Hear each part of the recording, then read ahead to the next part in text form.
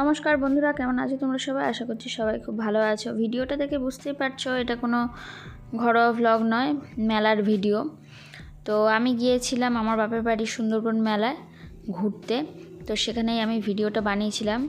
গিয়েছিলাম আমি অনেক দিন আগেই, অথচ পোস্ট করছি এখন। খুবই দুঃখিত। দেখো এখন ভিডিওগুলো দেখা যাক কী কী ঘুরেছি, কী কী ছিল মেলায়। এখানে মাটির জিনিস অনেক কিছুই ছিল। এগুলো আগে খুব কিনতাম, কিন্তু পরিষ্কার করতে খুব অসুবিধা, সেই জন্য আর এখন কিনি না।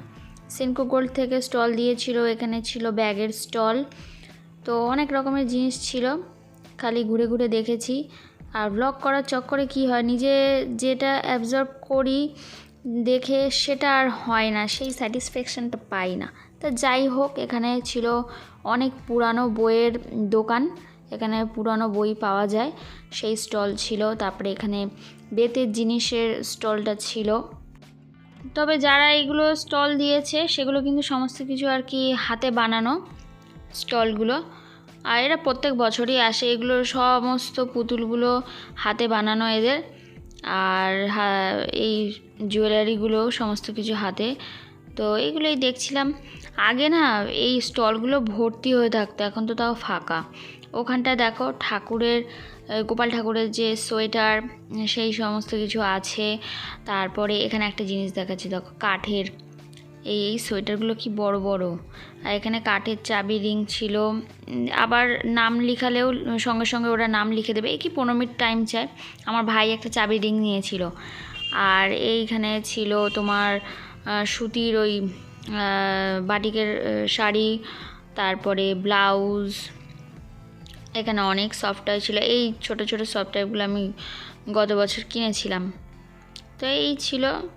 এইখানে কাঠের জিনিসগুলো খুব সুন্দর। এই প্লেটগুলো এক একটা 350 টাকা করে বলছিল।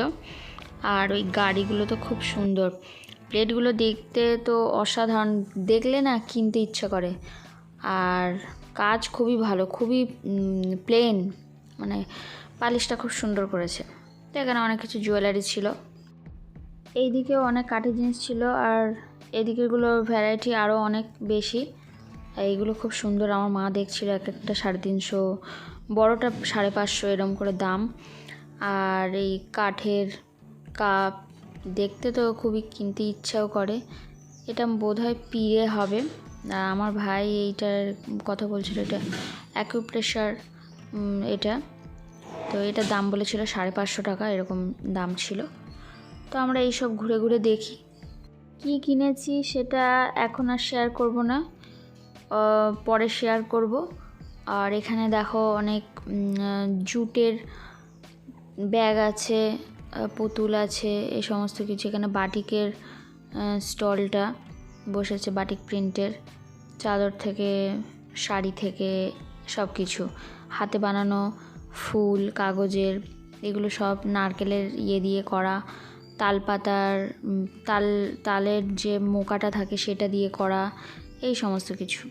চুড়িগুলো দেখে খুবই লোভ লাগছিল, তারপর ভাবলাম বিয়ে হয়ে গেছে, শাঁখা পলা আর ওই সোনার চুড়ি পরতে হয়, আর এমনি অক্সিডাইজড পরা হয় না, সেই জন্য আর কিনিনি বেকার বেকার। যা কিনেছিলাম সেটাই পরে আছে, পরা আর হয় না। এই শোপিসগুলো দারুণ ছিল। আর আমি না ঠকে গেছি, এই দোকানে 40 টাকা দিয়ে চাবি রিং কিনে পাশের দোকানে বলছে 20 টাকা। মানে মেলায় গেলে না চতুর্দিকে দাম দেখে তবেই কিনতে হয়, নাহলে এরকম আমার মতো ডাহা ঠকে যেতে হয়। তারপর কৃষি বিভাগটা দেখলে, ওইটা আগে ছোটোবেলায় দেখতাম ভর্তি হয়ে থাকতো, এখন আর তো সেরকম কৃষি বিভাগে কিছুই আসেই না। যাই হোক, এইটাই দেখো সুন্দরবন মেলা। এটা 2 বছর ধরে করছে।